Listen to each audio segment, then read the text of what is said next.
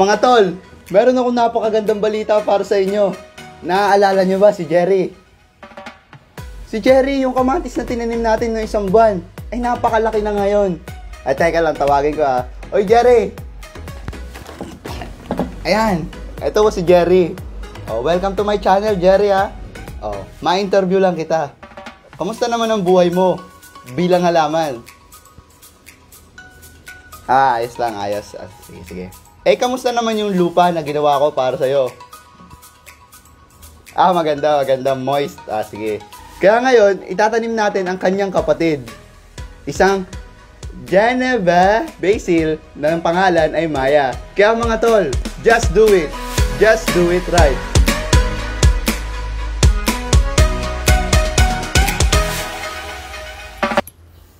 Ayan mga tol. Ngayon, ang ihahanda naman natin ay ang lupa na gagamitin ni Maya. Una, ang kailangan nating materyales dito ay ang trowel. Kasunod naman ay ang soil expander, at fertilizer. Ayan mga tol, ngayon nakuha na natin ang tatlong mahalagang bagay para sa ating garden soil. Ihanda na natin ito. Unang dapat nating gawin ay bumili ka na lang ng garden soil sa Shopee. Tapos na. Tara na. They ask you how you are, you just have to say that you're fine when you're not really fine, but you just can't get into it because they would never. Hindi. Ang una dapat natin gawin ay ihanda na ang soil. Yan. Siguraduhin nyo na wala na itong mga bato at ibang mga hindi natin kailangan sa ating garden soil. Kasunod naman ay ang extender at ang fertilizer. Tandaan nyo na ang magandang ratio nito ay 3:1:1. Ibig sabihin, sa 3 cups ng soil ay tag-1 cup ng extender at ng fertilizer. Maaari nagtataka kayo kung para saan ang extender sa garden soil. Isa kasing mahalagang bagay sa garden soil ay ito ay buhaghag, para ang mga ugat ng halaman ay makagalaw ng malaya dito. Ngayong naihanda na natin ito, paghalu-haluin na natin. Tandaan nyo na gumamit lang kayo ng mga bagay na available sa bahay nyo. Pwede nyo ipalit sa extender ay ang coco peat o kaya peat moss.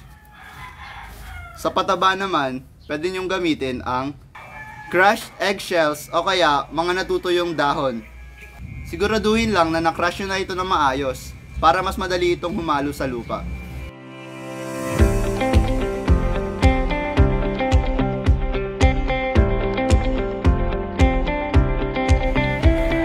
Ayan, tapos na tayo. Ayan mga tol, ngayon tapos na natin ang ating garden soil, itatanim na natin si Maya na isang seedling. Tandaan nyo na mas mainam na bumili kayo ng seedling kesa ang seeds pa lang. Kasi nakakatamad magpatubo.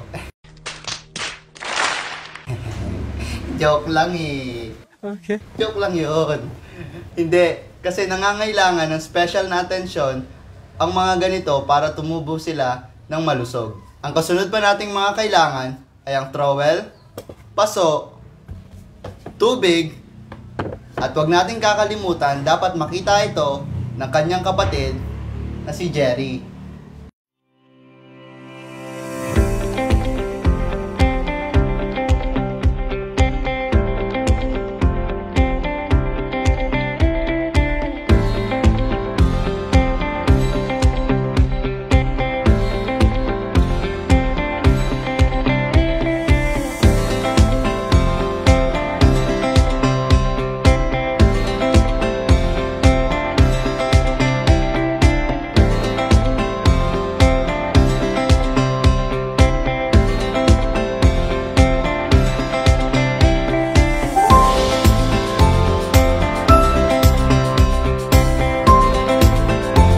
Kaya ayan mga tol, nakita nyo na ang isang magandang paraan kung paano gumawa ng garden soil.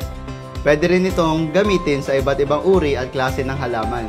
Hindi lang ito maganda para sa ating mga pamilya, maganda rin ito para sa kalikasan. Diba? Sabi nga nila, the greatest threat to our planet is depending on someone else to save it. English! Kaya yun mga tol huwag na kayong umasa sa iba para tulungan ang kalikasan. Kaya ano pang hinihintay natin? Let's do it!